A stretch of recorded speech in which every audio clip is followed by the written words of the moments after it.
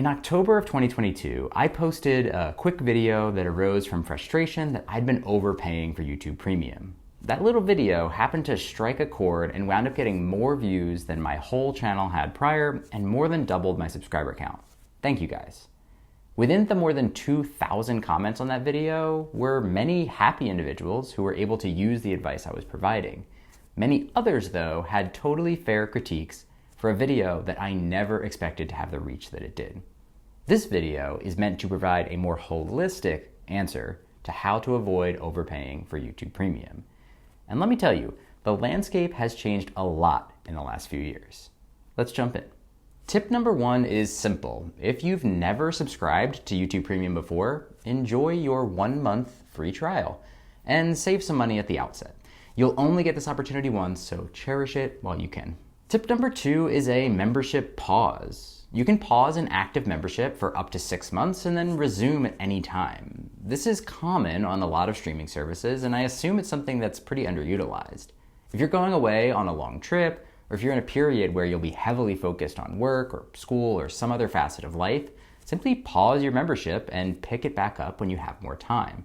This can save you money during that paused time and avoid paying for periods where you won't be otherwise getting any benefits. Just note with YouTube Premium specifically that if you subscribe on a computer, you're gonna have to pause it on a computer. Otherwise, you won't see that option in the mobile app. The next few tips all involve getting the best pricing option for you. Just note that pricing and availability varies by country and also changes regularly. I'll be referencing the current US pricing as of the time of filming. Starting with tip number 3, we have student pricing. If you are an active higher education student in select countries, you can get premium for just $7.99 a month.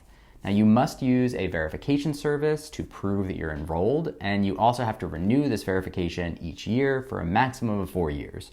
Despite the hassle though, this gets you more than 40% off of the current sticker price for premium, which is $13.99 a month. Tip number 4 is a family plan. The YouTube Premium family plan costs $22.99 a month and gets premium access for you and up to 5 other family members for a total of 6 accounts. That means if you have a full family of 6, you'll be paying under $4 per account. Just note that when using a family plan, it creates a family group in Google, which means that any other Google services that you're paying for, such as YouTube TV, Google One, etc., will all become shared amongst the group as well. Tip number 5 is using an annual plan. Unfortunately, annual plans are only available on an individual basis currently. There's no option for an annual family plan that I'm aware of. However, selecting the annual option charges you $139.99 per year or $11.67 per month, saving you about 15% off the regular price of an individual plan. Tip 6 is avoiding the Apple tax. This is the topic of my previous video, which you can find linked in the video description. If you subscribe through either an iPhone or an iPad, you will wind up subscribing through the Apple App Store. Now, since Apple takes a 30% cut of all App Store purchases, this extra cost gets passed along to you. If you're subscribing on Android or on a computer, including on a Mac, this isn't an issue. So if today, for example, you find yourself paying $18.99 instead of $13.99 for an individual membership, or $29.99 instead of $22.99 for a family membership, you should go take a look at that video and follow the instructions. The screens may look slightly different today, but overall it should still follow a similar pattern. Cancel on your iPhone, then resubscribe on a computer. The good news is that this may change eventually. There's been lawsuits and criticism from Epic Games, Spotify, and others, plus attention from governments in the US and EU, which may alter the landscape for these types of platform fees. Now, TBD on where it all goes, but I'll certainly look to create a video updating you if anything substantial happens. Tip number 7 is a bit niche, but good to call out. The standard YouTube Premium membership includes both YouTube video features as well as access to the YouTube Music app. On the off chance that you don't want access to ad-free YouTube video, I say off chance because you're quite literally watching it right now, but you can pay for just YouTube Music and avoid paying for the video services altogether. Pricing is $10.99 a month for individuals, $109.99 for the individual annual, $16.99 for family, and $5.49 for student. Since this only represents between a 20 and 30% savings, unless you truly only want music, you'll probably just want to keep the regular subscription. Tips 8 through 10 are all on the fringes of what's allowed on YouTube. I'm not going to provide any specific instructions on them because they likely violate YouTube's terms and conditions. However, I want to call them out for the sake of thoroughness. Feel free to share your thoughts in the comments on all of these. Now, number 8 is the use of a VPN.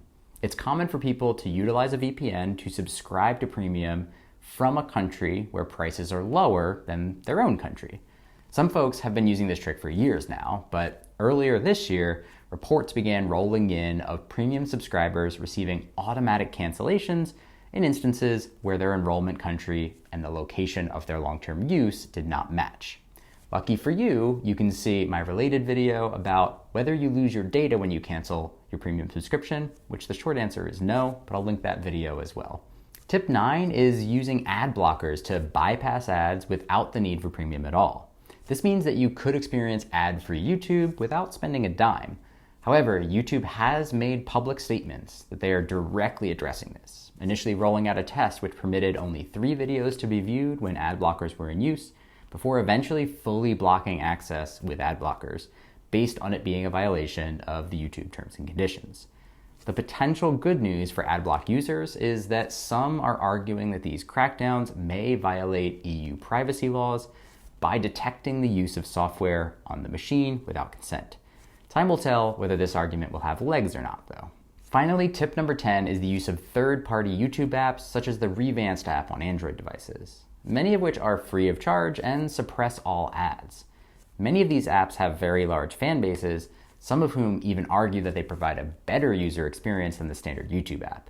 However, their ad suppression has also come under fire as YouTube began going after these apps much in the same way as they have with ad blockers, claiming that they violate the terms and conditions and making official statements that use of the YouTube API is prohibited when blocking ads.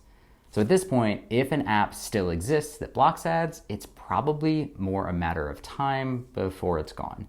And though they may return, each one will probably turn into a little bit of a game of cat and mouse between changing the app and then ultimately getting rebanned.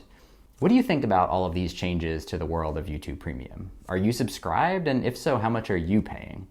Are there any other workarounds that you use to pay less or avoid paying altogether? If so, please let me know down in the comments because I want to try to be fully up to date with everything that's out there. I hope you found this thorough video helpful. Thanks so much for watching, and I will see you in the next one.